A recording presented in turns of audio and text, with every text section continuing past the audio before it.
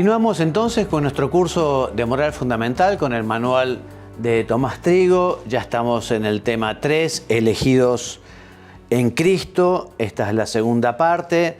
El primer tema fue el plan de Dios para la persona humana y el tema que comenzamos ahora es el plan de Dios se despliega en la historia de la salvación.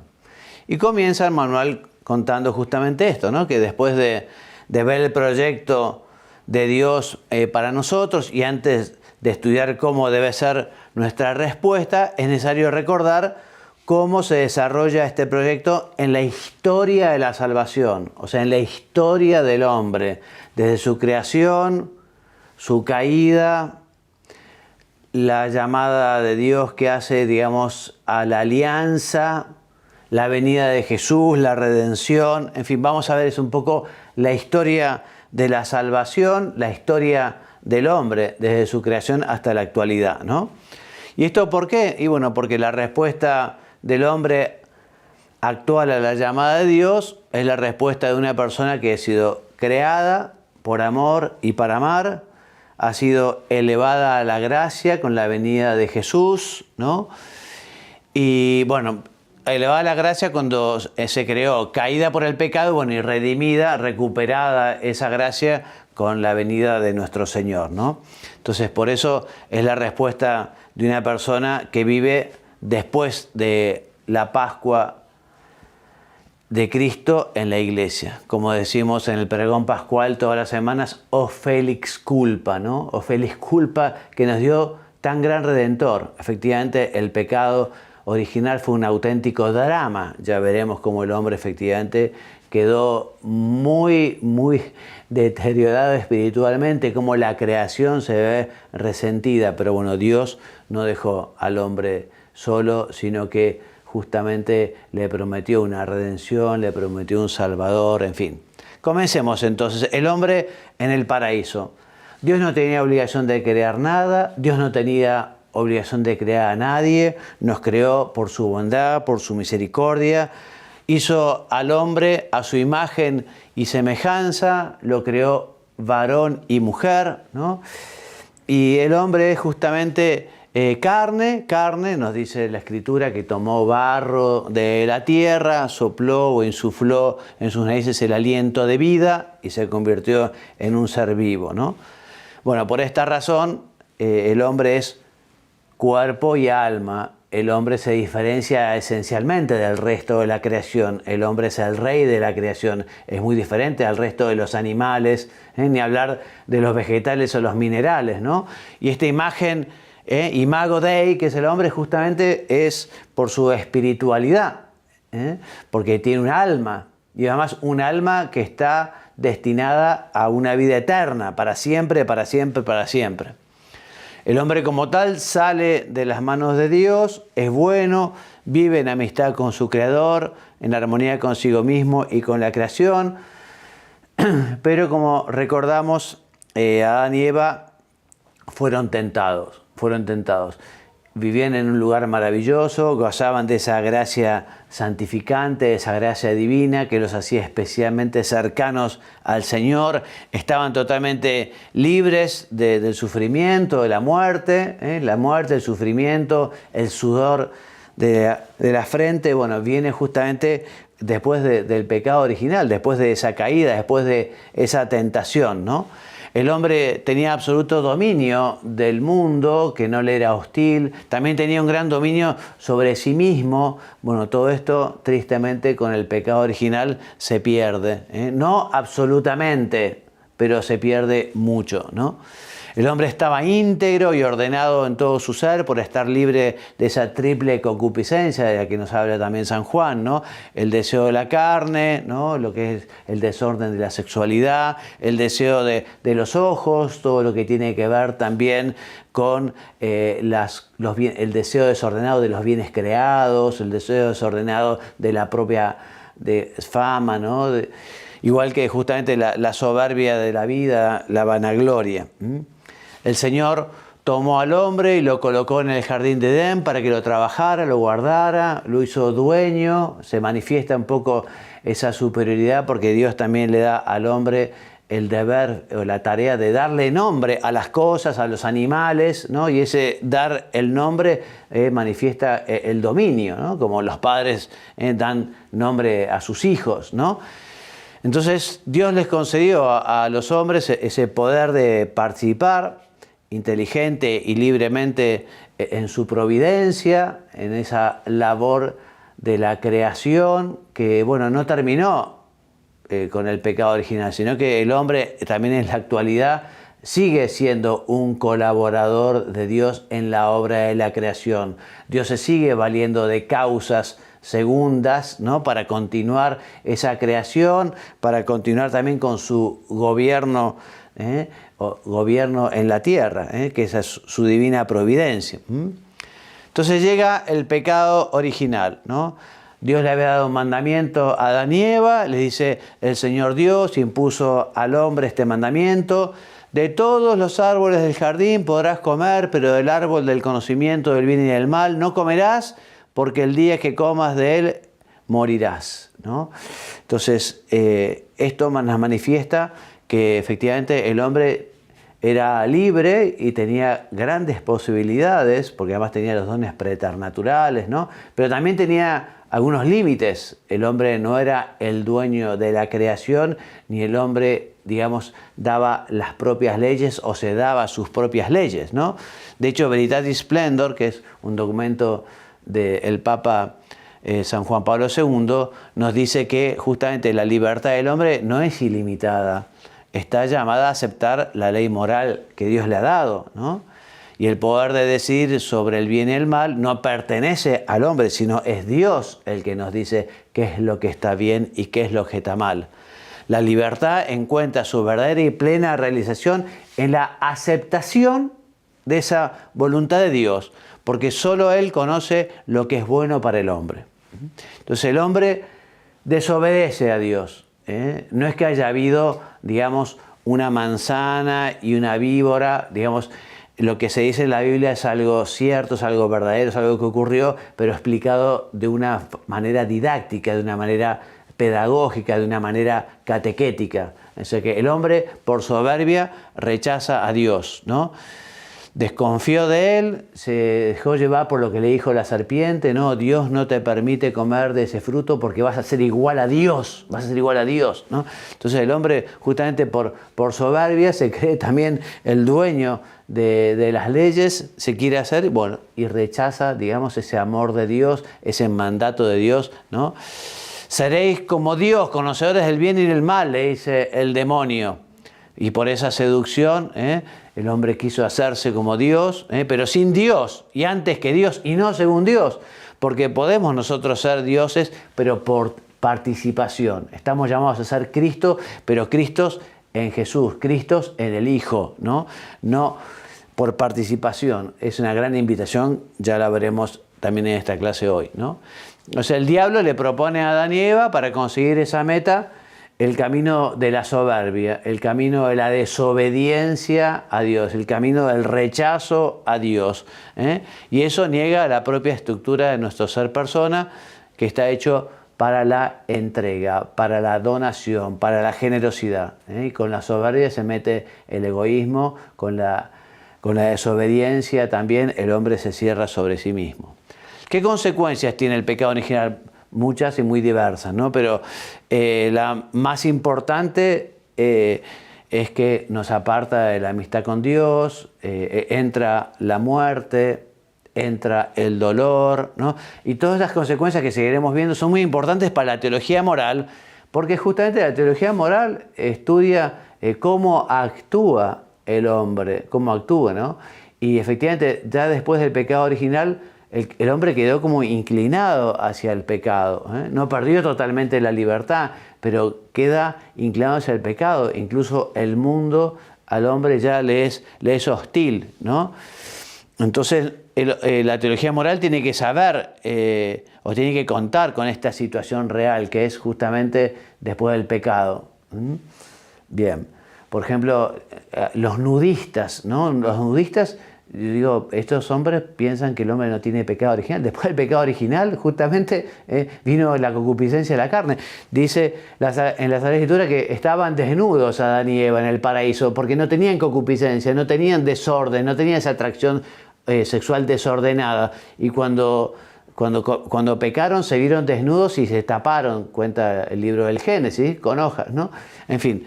Entonces, hoy efectivamente estamos padeciendo esas consecuencias del pecado original, ¿no? Y también, después del pecado original, bueno, los pecados personales de cada uno, ¿eh? Por eso decimos que hoy también sigue siendo muy necesario la gracia de Dios, ¿eh? No podemos ser Cristo, no podemos realmente vivir como estamos llamados si no es por la gracia, por ese don que nos identifica con Él, ¿no? Bien, entonces, recordemos brevemente las consecuencias entonces de la caída que se resumen en la distorsión de la imagen divina que tenía el hombre, imagen divina, ¿no? Bueno, por un lado, te decía, rompe la amistad con Dios, rompe esa comunión con Él, ¿no? Esa santidad original. También se rompe esa armonía interior, es el dominio de las facultades espirituales del alma sobre el cuerpo, se quiebra, dice el catecismo. También las fuerzas inferiores dejan de estar sometidas a la razón, que ha dejado de estar sometida a Dios, y el cuerpo deja de estar sometido al alma, ¿no? También está la ruptura de la armonía entre el hombre y la mujer, ¿no? Que en ese momento, previo al pecado, era un gran orden y concierto. Ahora justamente nos dice también la Escritura, ¿no? Como la mujer a veces puede llegar a ser sometida por el hombre, fruto justamente de este desorden. Dice acá, la unión entre el hombre y la mujer es sometida a tensiones. Sus relaciones estarán marcadas por el deseo y el dominio.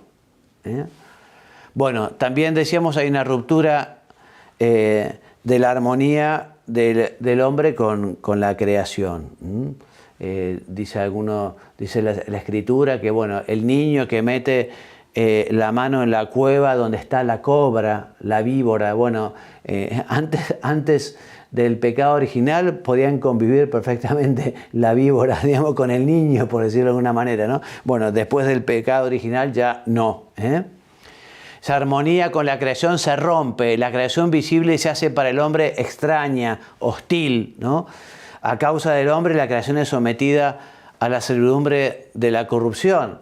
Ya lo veremos más adelante, al final, ¿no? Pero bueno, todo el tema del interés por el cuidado del medio ambiente, bueno, es que se habla ahora, ¿no? De la ecología, bueno, fruto del pecado original, porque efectivamente antes del pecado todo el cosmos era una total armonía, ¿no? Entonces, bueno, ya el hombre queda sometido a la muerte. El hombre no fue creado para la muerte, pero con el pecado entra la muerte en la historia, ¿no? Y comienza también el sufrimiento. La muerte hace su entrada, dice el catecismo, ¿no? Entonces, por solidaridad, todos hemos heredado el pecado original, ¿no? Uno dice, bueno, pero qué injusticia, ¿yo qué tengo que ver con Adán y Eva? Sí, son nuestros primeros padres, ¿no? Pero incluso acá, en la actualidad, a veces pueden pasar cosas del género, como por ejemplo, el hombre que era dueño de un gran patrimonio, va al casino, va a la ruleta y pierde todo. Bueno, ¿qué le queda a los hijos? Y no les queda nada, ¿no? ¿Es injusto? Sí, puede ser. O quizá un hijo que hereda una enfermedad que contrajo su padre, quizá por no vivir la castidad en el matrimonio, por ejemplo, ¿no? El virus, ¿no? Del SIDA, ¿no? ¿Y qué tiene que...? Bueno, en fin, ¿no? Entonces, este pecado de Adán y Eva se propaga juntamente con la naturaleza humana a todos los demás descendientes de Adán y Eva, ¿no? Por eso el pecado original se encuentra en cada persona con todas sus consecuencias. Santo Tomás de Aquino, en la Secunda Secunde de su Summa Teológica, nos habla de 4 heridas que tiene el pecado, ¿no? Los vulnera peccati. La primera es el oscurecimiento de la mente, ¿no? Que consiste, por una parte, en la dificultad de conocer la verdad sobre Dios y sobre el sentido de la realidad, y por otra, también la dificultad de identificar y aceptar las verdades morales que deben guiar la vida de cada uno, ¿no? Luego está la malicia de la voluntad, que consiste en una profunda alteración del orden de los amores. Antes todos los amores estaban ordenados, ahora puede haber amoríos en el corazón del hombre, esto es, amores desordenados, amores que no están justamente en el querer de Dios. El desorden de la concupiscencia, que es el apetito concupiscible que se resiste a obedecer a la razón en la búsqueda de los bienes placenteros, ¿no? La sexualidad, el exceso en las comidas, en las bebidas, etc. La debilidad de ánimo, que es el apetito irascible, que es débil para alcanzar los bienes arduos a los que tiende y fácilmente desiste, ¿no? de buscarlos. Bueno, entonces, estos son los grandes desórdenes, pero también es importante decir que la naturaleza humana no quedó totalmente corrompida, como por ejemplo dirá después Martín Lutero, dirá que el hombre no puede luchar contra el pecado porque el pecado es superior a las posibilidades humanas, que solo el hombre se tenía que dejar llevar por un río así de maldad y concupiscencia, que Dios lo perdonaría todo, y vino todo un concilio, Trento, para decir, no, los mandamientos de la de Dios se pueden cumplir, y además Dios no permitirá, lo dice la Biblia, tentaciones más fuertes de las que el hombre pueda resistir, ¿no?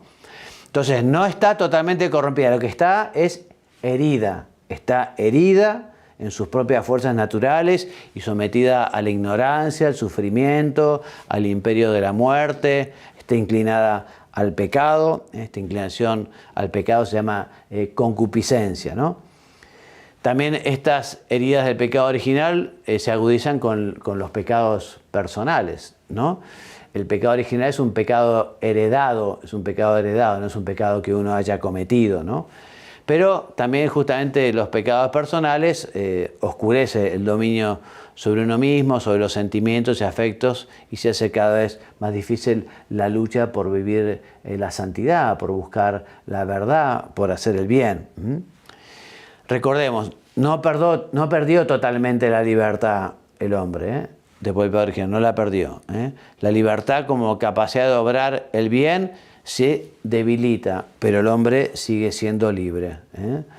Efectivamente, el pecado lo que lleva es a la esclavitud, ¿no? Y justamente cuando ya el pecado es repetitivo se convierte en vicio, ¿no? Y el vicio justamente es algo que es difícil de rechazar cuando el mal está, el pecado está muy arraigado, ¿no?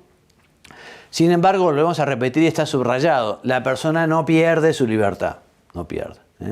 En caso contrario, no podría responder al amor salvador de Dios, ¿no?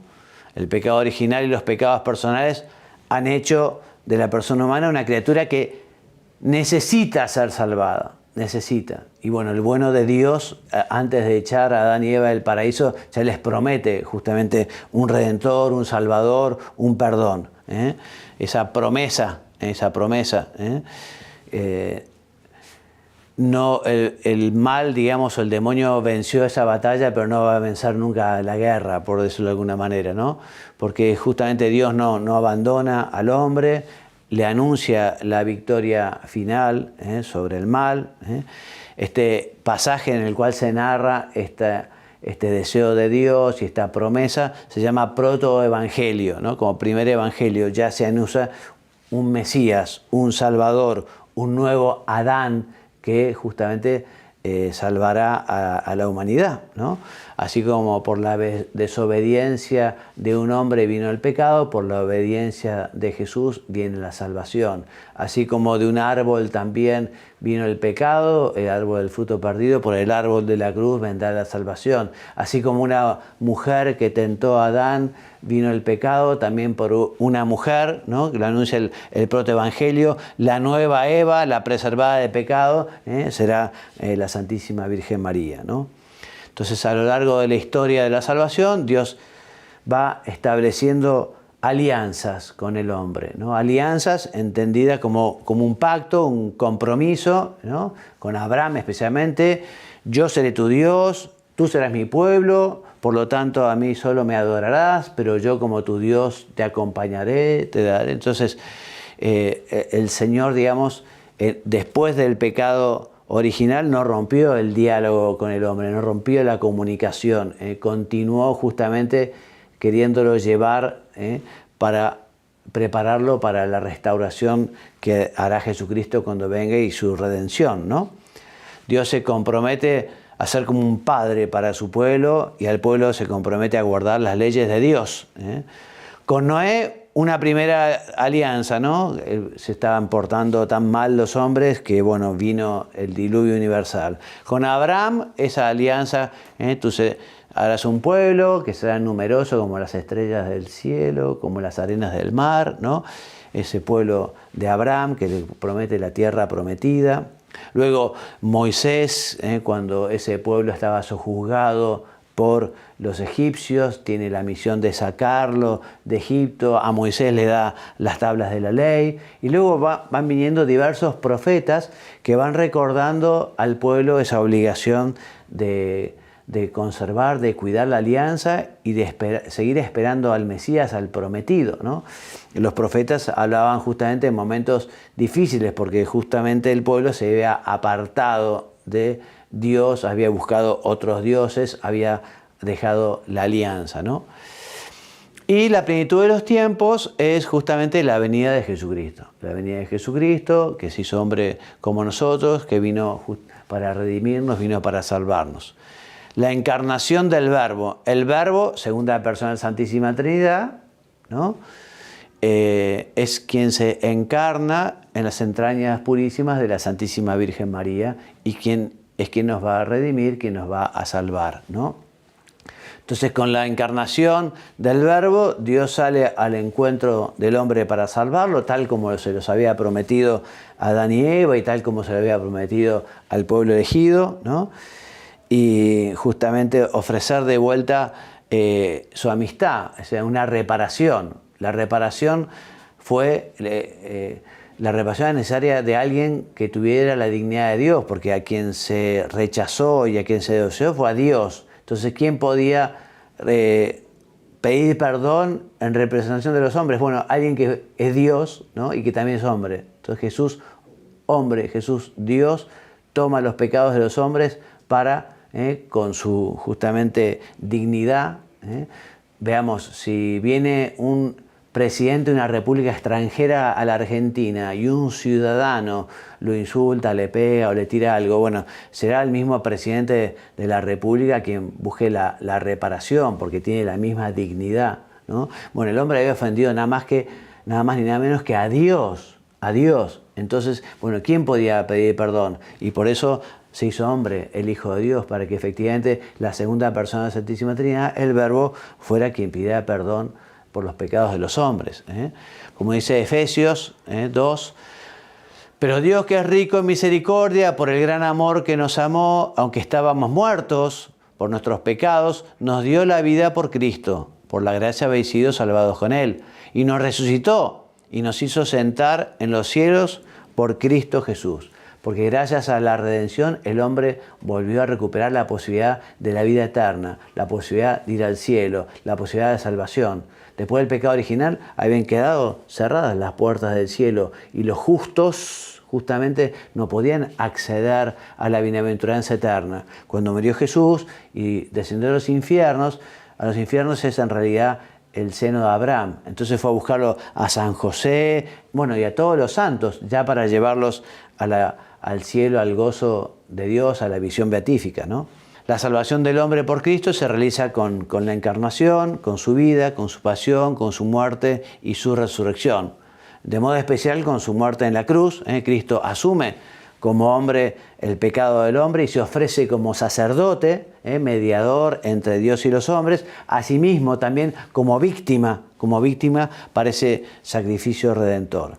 Y así Jesucristo redime al hombre del pecado y le abre las puertas de la salvación que culminarán en el cielo.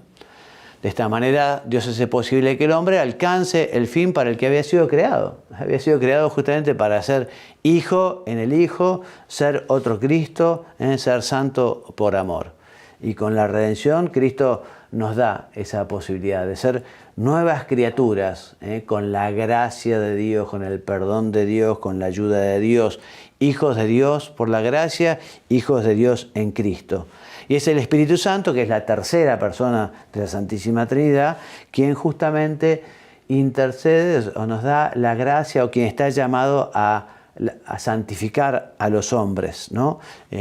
Nosotros justamente podemos hablar de un tiempo del Padre, que fue la creación, un tiempo del Hijo, la redención. Estamos viendo el tiempo del Espíritu Santo, que es justamente el santificador y que nos prepara para poder ir al cielo y prepara también la humanidad para la segunda venida de Cristo, ¿no? Entonces el Espíritu Santo es el que restaura en nosotros esa imagen de Dios, y nos da una nueva vida, la vida de los hijos de Dios. Cristo ofrece a todos la salvación, todos la salvación. Algunos conociendo a la Iglesia y conociendo el mensaje de Cristo, otros quizás sin tener esa posibilidad, pero Dios le ha puesto a todo hombre una brújula, una orientación, y todo hombre sabe que tiene que hacer el bien y evitar el mal, ¿no? Y el hombre tiene que vivir de acuerdo a esa concepción, esa conciencia, ¿no? Entonces, para salvarse es preciso incorporarse a Cristo. Evidentemente, quienes conocemos la Iglesia, conocemos a Cristo, conocemos su Evangelio. Quienes no lo conocen a Cristo están llamados a conocerlo, por eso la Iglesia es misionera, ya lo veremos, y está llamada a llevar el mensaje de Jesús y la presencia misma de Jesús a las otras personas, ¿no? Ya lo dijo Jesús: el que creyere y fuere bautizado será salvo, mas el que no creyere será condenado. O sea que esta redención operada por Cristo alcanza no solamente al hombre, sino, bueno, a toda la creación. ¿No? O sea que también la redención tiene un significado cósmico que se manifestó, por ejemplo, en el momento de la muerte de Jesús. Dice la Escritura: en ese momento el velo del templo se rasgó en dos partes, de arriba abajo. La tierra tembló y las rocas se quebraron. Así que Dios ha querido que por Cristo se reconciliaran con Él todas las cosas, ¿no? Y como dice Redemptor Hominis de Juan Pablo II, en Jesucristo el mundo visible, que debido al pecado está sujeto a la vanidad, adquiere nuevamente el vínculo original con la misma fuente divina de la sabiduría y del amor. Cuando viene Jesús, inaugura un mundo nuevo, el mundo de la gracia, el mundo del perdón, ¿no? Y restablece esa relación de armonía entre el hombre y la naturaleza, o sea, la armonía original que se había roto en el pecado original. Y este aspecto tiene una importancia de primer orden para la teología moral, ¿no? Ya en el tema 2 vimos cómo algunos errores de la teología moral afirmaban que el hombre es autónomo en el sentido de que se da la propia ley, se rige por la propia ley, ¿no? Y también esos errores que justamente no sabían unir adecuadamente lo humano y lo sobrenatural en la vida moral de la persona, ¿no?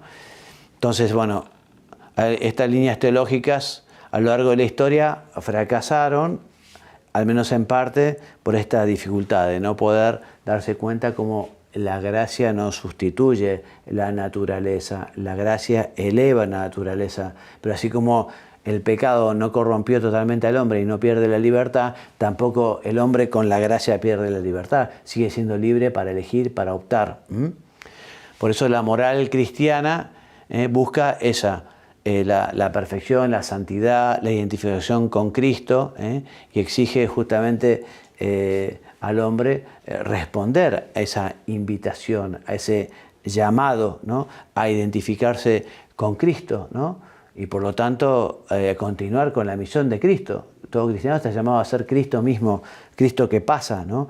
Y Cristo que llama, y Cristo que invita a vivir, digamos, con la libertad de los hijos de Dios, ¿no?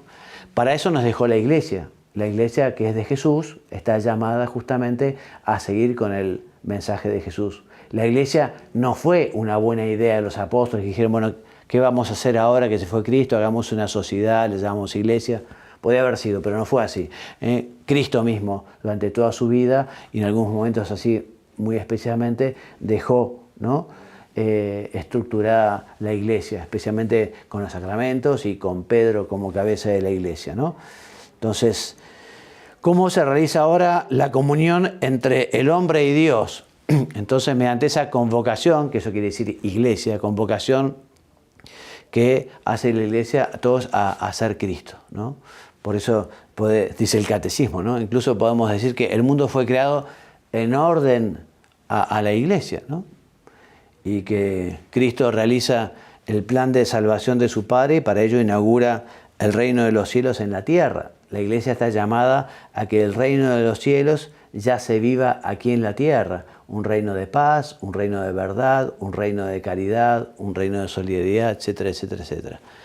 Por eso la iglesia es el reino de Cristo, que se manifiesta públicamente con el envío del Espíritu Santo el día de Pentecostés. Ese día iluminó a los apóstoles, que ya no tienen más miedo a nada, ni tienen miedo a nadie, y salen a predicar el Evangelio por todo el mundo, ¿no? El fin de la iglesia es entonces ser un sacramento de unión íntima entre los hombres, un sacramento de salvación, un signo sensible y eficaz que nos da la gracia de Dios, ¿no? ¿Y eso para qué? Y con esto terminamos, para que el hombre pueda identificarse con Cristo, ser Cristo, ¿no? O sea, esta es la misión de la iglesia y es el llamado que tiene todo cristiano, ser Cristo. La vida de unión con Dios, por el conocimiento y el amor, solo se pueden realizar en la iglesia. Bueno, continuaremos entonces con este curso de teología moral en el próximo programa.